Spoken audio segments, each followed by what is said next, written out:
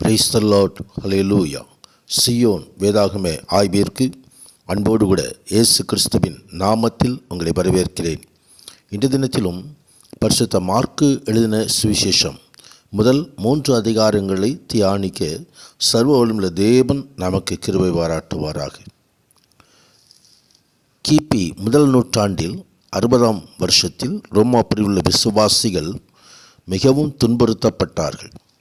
ரோம சக்கரவர்த்தியான நீரோவின் காலத்தில்தான் இந்த கொடுமைகள் நடந்தது.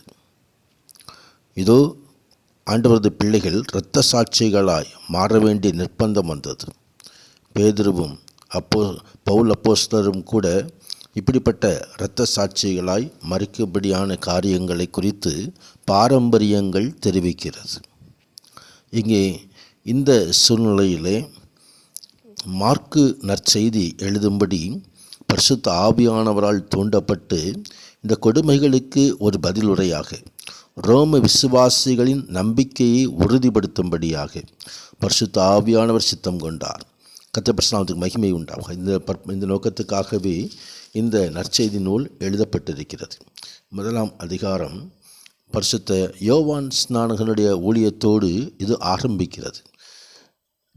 ஏசாயா தீர்க்கதரிசி புஸ்தகம் 40ஆம் அதிகாரம் 3வது வசனத்தில் சொல்லப்பட்டபடி, கர்த்தருக்கு வழியை ஆயத்தப்படுத்துங்கள், அவருக்கு பாதைகளை செவ்வைப்படுத்துங்கள் என்று வனாந்திரத்திலே கூப்பிடுவனுடைய சத்தம் உண்டாகும் என்று இங்கே ஏசாயா சொன்னது போல இங்கே யோவான் ஸ்நானகன் தனது ஊழியத்தை ஆரம்பிக்கிறார். ஆண்டவராகிய இயேசு கிறிஸ்துவுக்கு ஞானஸ்நானம் கொடுப்பதையும் நாம் பார்க்கிறோம். ஒட்டகமயில் உடையை தரித்தவராய் அறையிலே வார்க்கச்சையை கட்டிக்கொண்டு வெட்டுக்கிளியையும் காட்டுத்தனையும் புசித்து ஆண்டவரது ஊழியத்தை அப்படியாய் அவர் நிறைவேற்றினதை நாம் பார்க்க முடியும். பரிசுத்த ஆவியானவர் தாமே ஞானஸ்நானம் எடுத்த பொழுது இயேசு கிறிஸ்துவானவரை வனாந்திரத்திற்கு கொண்டு போகும்படி அவர் கொண்டு சென்று 40 நாள் சாத்தானால் சோதிக்கப்பட்டு அங்கே காட்டு மிருகங்கள் நடுவே சஞ்சரித்து கொண்டிருந்தார் என்று சொல்லி வேதவசனம் சொல்லுகிறது. தேவதூதர்கள் அவருக்கு ஊழியம் செய்தார்கள். கர்த்தருடைய பரிசுத்த மகிமை உண்டாவதாக. 40 நாள் கடந்த பின்பு காலம் நிறைவேறிற்று, தேவனுடைய ராஜ்யம் சமீபமாயிற்று, மனம் திரும்பி சுவிசேஷத்தை விசுவாசியுங்கள் என்ற சத்தத்தோடு ஆண்டவராய் கிறிஸ்துவானவர் தனது ஊழியத்தை கலிலேயா பகுதியிலே அவர் நிறைவேற்றினார். கர்த்தருடைய பரிசுத்த மகிமை உண்டாவதாக.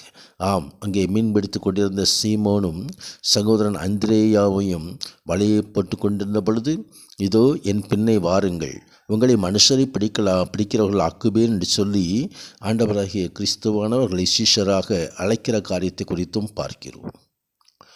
தொடர்ந்து கப்பர்நகாம் ஊருக்கு போகும் பொழுது அங்கே ஜெப ஆலயத்திலே அசுத்த ஆவியுள்ள ஒரு மனுஷனை கண்டு அந்த மனிதனை சுகமாக்கினார். அந்த அசுத்த ஆவி அவனை அலைக்கழித்து மிகுந்த சத்தமிட்டு அவனை விட்டு போய்விட்டது. எல்லோரும் ஆச்சரியப்பட்டார்கள். ஆண்டவருடைய கீர்த்தி கலிலேயா நாடெங்கும் பிரசித்தமாயிற்று.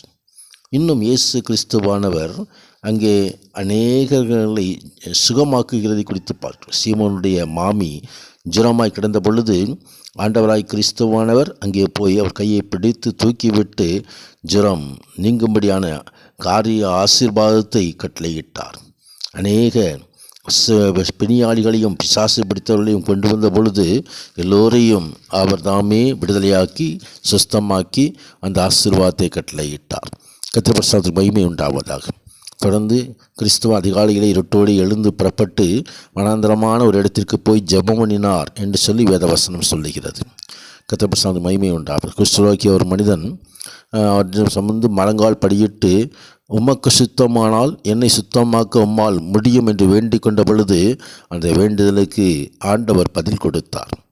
ஆம், நீ ஆசிரியனுக்கு உன்னை காண்பித்து நீ சுத்தமானது நிமித்தம் மோசே கட்டளையிட்டிருக்கிறவர்களை அவர்களுக்கு சாட்சியாக செலுத்து என்று சொல்லி ஆண்டவர் சுத்தமாக்கி அந்த காணிக்கையை செலுத்தும்படியாக கட்டளையிட்டார். 2வது அதிகாரத்திலே இயேசு கிறிஸ்துவானவர் ஒரு திமிர்வாதக்காரனை சுகமாக்குகிறதை நாம் பார்க்க முடியும்.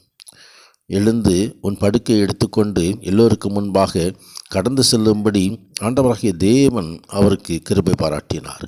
கர்த்தருக்கு மகிமை உண்டாவதாக. தொடர்ந்து ஆயத்துறையிலே உட்கார்ந்திருந்த அல்பையின் குமாரனாகிய லேவியை எனக்கு பின் சென்று வா என்று ஆண்டவர் அழைத்ததை குறித்தும் இங்கே வேதவசனம் சொல்லுகிறது.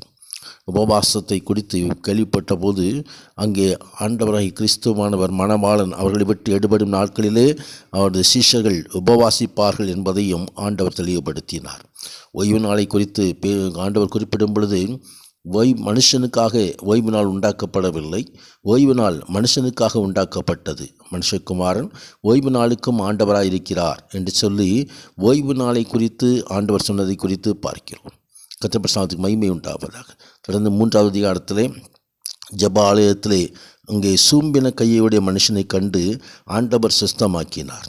ஓய்வு நாளிலே குற்றம் சுஸ்தமாக்கலாமா என்று சொல்லி குற்றம் சாட்ட பொழுதும் ஆண்டவராகிய தேவன் அந்த காரியத்தை செய்தார். ஜனல் கூட்டம் கிறிஸ்துவுக்கு பின் சென்றது. 12 அப்போஸ்தலரை நியமித்தார். ஆம், ஆண்டவருடைய வார்த்தையின்படி கேட்டு செய்கிறவர்களே, தேவனுடைய சித்தத்தை செய்கிறவர்களே ஆண்டவருக்கு சகோதரனும் சகோதரியும் தாயுமாயிருக்கிறான் என்று சொல்லி ஆண்டவர் சொன்னார். ஆண்டவர் வசனத்தின்படி நடந்து அவரை மகிமைப்படுத்துவோம். உன்னதரான தேவன் மகிமையான ஆசீர்வாதங்களை நமக்கு அருளி செய்வாராக. ஆமேன், ஆமேன்.